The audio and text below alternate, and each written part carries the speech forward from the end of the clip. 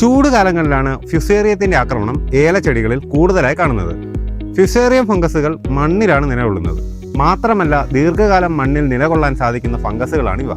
ഏലകൃഷിയുമായി ബന്ധപ്പെട്ട ഇത്തരം വീഡിയോകൾക്കായി നമ്മുടെ ഫേസ്ബുക്ക് പേജ് ഫോളോ ചെയ്യുകയും യൂട്യൂബ് ചാനൽ സബ്സ്ക്രൈബ് ചെയ്തും വെക്കുക.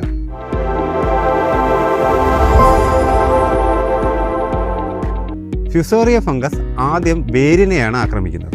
എന്നിട്ട് വേരിലൂടെ ചെടിയുടെ ഉള്ളിലേക്ക് പ്രവേശിക്കുകയും ജലത്തെയും പോഷകങ്ങളെയും ചെടിയുടെ ഇലകളിലേക്ക് എത്തിക്കുന്ന സംവിധാനത്തെ നശിപ്പിക്കുകയും ചെയ്യുന്നു. അങ്ങനെ ചെടികൾക്കാവശ്യമായ വെള്ളവും പോഷകങ്ങളും ചെടികളിൽ ലഭിക്കാതെ ചെടികൾ നശിച്ചു പോവുകയും ചെയ്യുന്നു. ഫ്യുസേറിയം ബാധിച്ച ഏലച്ചെടികൾ എന്തൊക്കെ ലക്ഷണങ്ങളാണ് കാണിക്കുന്നതെന്ന് നമുക്ക് നോക്കാം. അതിൽ ആദ്യത്തേത് വേരുകളുടെ അറ്റം കരിഞ്ഞു പോകുക എന്നതാണ്. അതുപോലെ മറ്റൊരു ലക്ഷണമാണ് ചെടികൾക്ക് പഴുപ്പ് കയറുക അല്ലെങ്കിൽ മഞ്ഞപ്പാവുക. അടുത്തതായി കാണുന്ന ലക്ഷണമാണ് പോള പൊളിച്ചത്.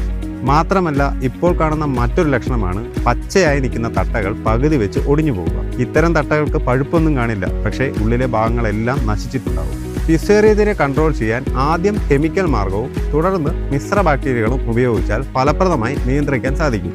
മാത്രമല്ല, ഫ്യുസേറിയം ഒരു വട്ടം ബാധിച്ച തോട്ടങ്ങളിൽ പിന്നീടും ഫ്യുസേറിയം പടരാൻ സാധ്യതയുള്ളതുകൊണ്ട് എപ്പോഴും തോട്ടം നിരീക്ഷിക്കുകയും പ്രതിരോധ മാർഗങ്ങൾ സ്വീകരിക്കുകയും ചെയ്യുക.